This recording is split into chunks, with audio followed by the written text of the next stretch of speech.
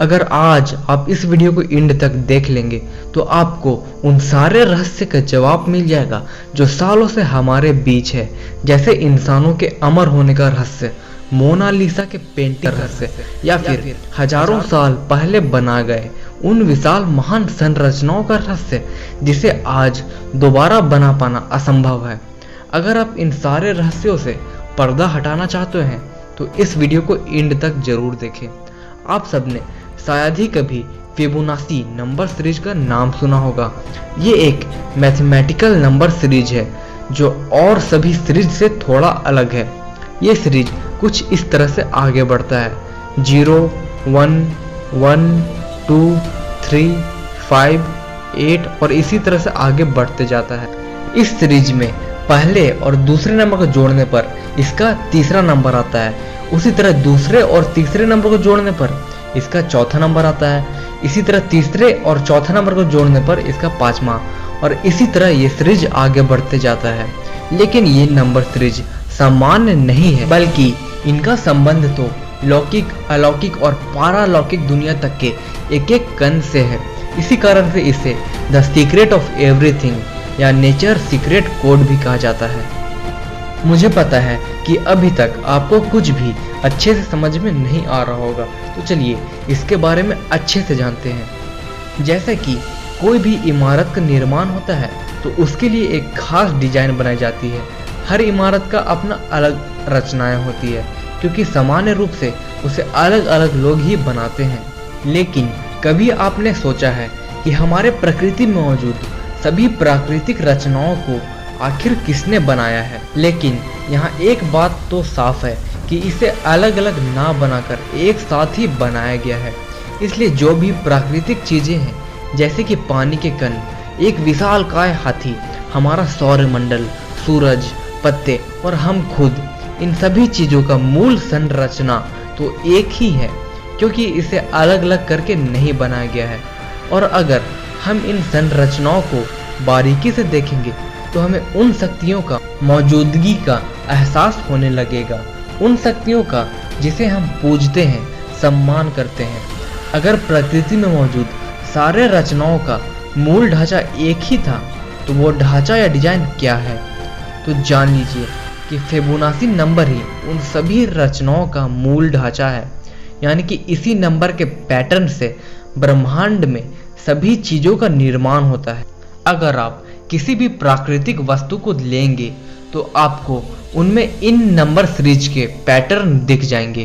कुछ वस्तुओं में ये बाहर से ही दिखते हैं, लेकिन अधिकतर वस्तु के भीतरी ढांचे में ये मौजूद रहते हैं।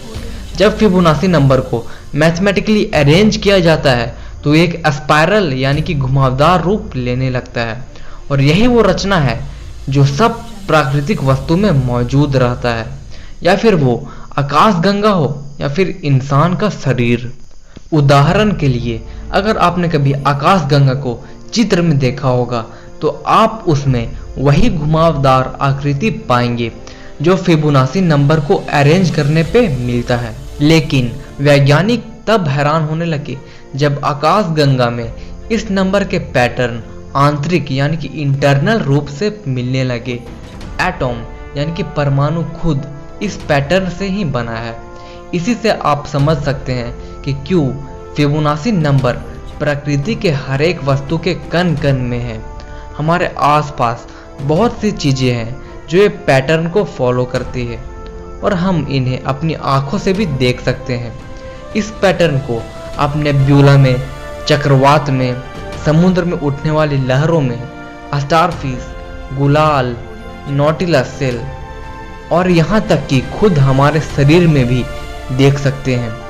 इस पैटर्न से जुड़ी खास चीजें हैं गोल्डन रेशियो, जो कि है 1.618, और इसी को गोल्डन रेशियो कहा जाता है। अगर आप कमेंट करते हैं तो मैं इस पे भी वीडियो बना सकता हूँ।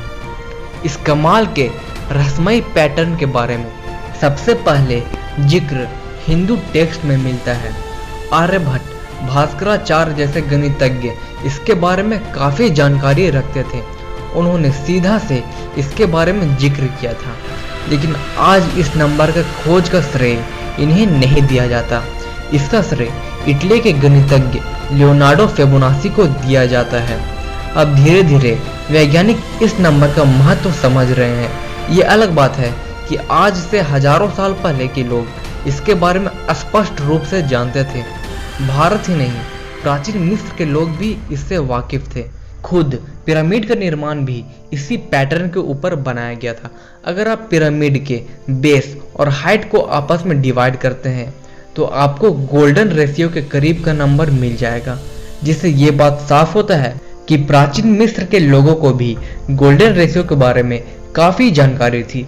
प्राचीन काल में भारत में बनी लगभग सभी मंदिरों को इसी पैटर्न के ऊपर बनाया गया है।